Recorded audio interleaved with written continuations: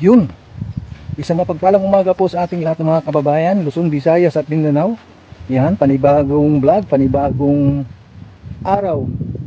Andito po tayo sa hiding place para i-update natin yung mga kaganapan dito, kung anong ginagawa, kung ano yung resulta sa pinapagawang apartment type ni Kuya Bal Santos Matubang. Ayan, itong umaga po ay malalaman po natin kung ano ang update dito po sa bahay na apartment.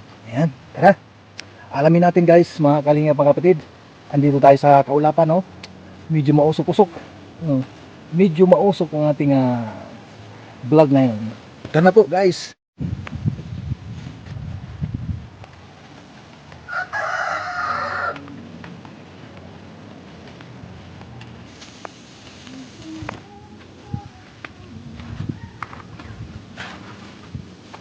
Ayun. Maglagay na pala ng bim bang. Uy, good morning. Good morning sa ating padi. Oh, nakalive. Nakalive niyo si Kuya Bal. Ha? Kuya Bal nakalive. Oh, nakalive ako. Oh, yan nakalagay rin. Ay, million na. Adi, congrats. Shout out sa mga viewers natin, oh. Grabe, oh. Gatas. 190 ka agad. Oh, dami. Oh, Ano pa lang, isang kalating oras pa lamang tayo. Kumusta yung ano dyan, yung beam natin? Pang malakasan ba yung beam na... Ay talaga. Ayan po mga kalingap yung ating update dito po sa ano, apartment type na pinatayo ni Kuya Bal Santos Matubang. Yun, no? Kumpleto na halos. At itong ano, beam na lang na po. Pag nakumpleto na ito, buhos, sabay-sabay yung buhos niyan. Oo, maraming bakal ang kailangan dito. Paikot ito eh. Paikot ito, yung beam na ito. Okay, maraming ano po mga kalingap kailangan bakal. Sabagay, utay-utay lang, di ba? Para ano po, para matapos. Hindi naman pwedeng madalian ito. Di ba? Okay lang sana kung ano po, no? Okay lang sana kung may ano po, mga sponsor na laging update dito para po sa pinapagawang apartment type ni Kuya Bal Santos Matubang. Kaya maswerte po guys mga kalingap itong mga scholar sa Team Kalingap kasi nga talagang ginawan sila ng ano, ginawan po sila ng magandang kwarto. Ang lawak nitong kwarto na ito. Oh. Siguro ang ilagay dito yung tatlong double deck. Triple deck pala yun. Di ba? Ang ilagay diyan yung double deck. Oh, dito halimbawa, sabihin natin dito tatlo. Tapos dito naman sa kabila tatlo. Tapos yung mga gamit nila doon. Meron silang mga gamit. Oh, marami itong ano, tatlong kwarto ay apat na kwarto ito. O sabihin natin sa isang ano, sa isang kwarto, anim ang mayroong schooler na titira dito. Di siyempre malawak. Si apat ito eh. Oh, ayun na. Malawak. Kung anong sukat nito at sukat ng lahat pare-pareho. Kaya maswerte. Ano po? Di ba masabi ko kung maswerte ang mga scholar ng Team Kalingap. Bukod na sa pag-aaral nila sa mga tuition at mayroon pa silang ano, bahay or apartment na mauwian agad. Ganun po ang Kalingap, di ba? Ganun po ang Team Kalingap sa pamumuno ni Kuya Bal Santos Matubang at Kalingap Rab.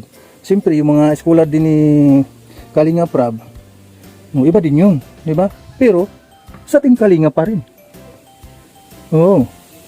Hindi natin alam, hindi ko nga maano kung ilan ang mga beneficiary na scholar ni Kalingap Rab. Kasi yung natandaan ko lang is si Joy, si Milka, si Rosan, si Carla, si Bridget, si Eden, marami pa. Hindi lang yan.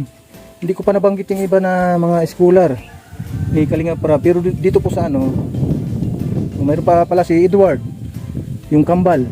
Pero dito po sa ano, sa Lighthouse, ang schooler ni Kuya Bal dyan ay nasa ilan? Edwin, Mirjoy, Jezabel, si Kayla. Ano? Ayun, no? Di ba mga kalingap, ano? Ang lawak ng mga kwarto, no? Bawat isa. Darating na eleksyon, ako po ay tatakbo bilang inyong punong presidente ano na? ng Pilipinas. Mataas na. Pinapangako ko po na pag ako po ay nanalo, Dito naman, yung deposit bank nila. Pag matanggalan ito, sinlawak. Yung ano po, itong deposit bank, ito. Lawak yan.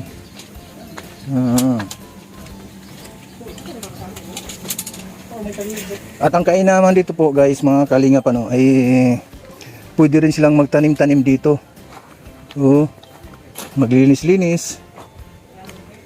Ito yung ano, ito yung grapes ba ito ng bagyo na pinapatanim ni Atid na dito. Marami na, 1, 2, 3, 4, 5, 6. Bali 12. 12 na puno yung grapes.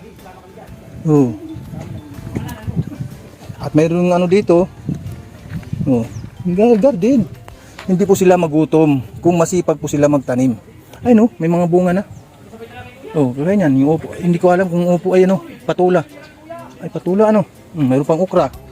May mga ano na, bunga na. Daming puno dito na okra. At mayroon ding ano po, mga ibang gulay. Klasik-klasing gulay, may saluyot, may kangkong, at higit sa lahat, mayroong kalabasa, kalabasa. At mayroon pang avocado.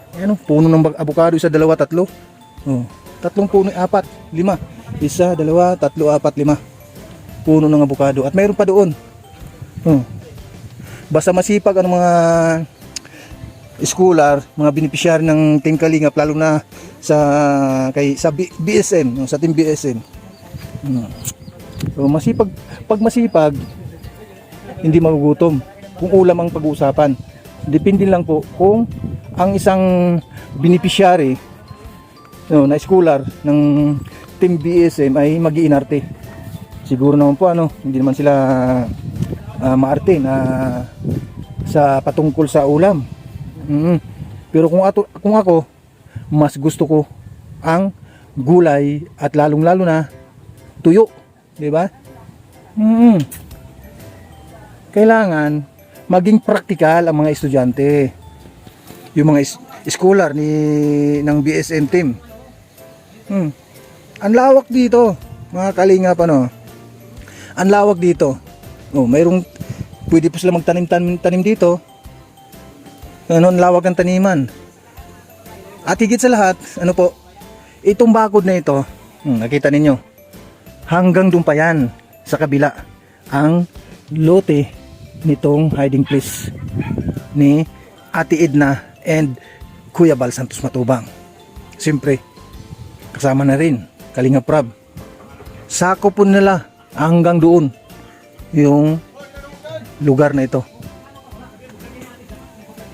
Yan. So, ang gagawin natin, mga kalingap, huwag po natin kalimutan suportahan Kuya Bal Santos Matubang, Kalinga Prab at Ate Edna. Kaya doon pa lamang, doon ninyo makikita kung paano po tumulong ang Team Kalingap. Tapos ngayon, babalahurain nila. Anong klaseng tao mga yan? Samantalang dati, sila po ay beneficiary ng Team Kalingap. Pero, nasulsulan lang. Diba? Kailangan natin na magpakatotoo. Magpakatotoo. Wag po tayong wag tayong bitter. Itong si Tikyo. Tikyo. Malaki na rin.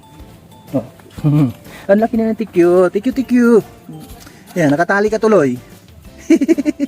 Nakatali tuloy yung Tikyo. Nakatali ko, kawawa naman. Kasi harap ka ng harot. Habol ka ng habol. Hinahabol niya yung pusa eh. Yung pusa hinahabol mo, bebe. Maamo na ito.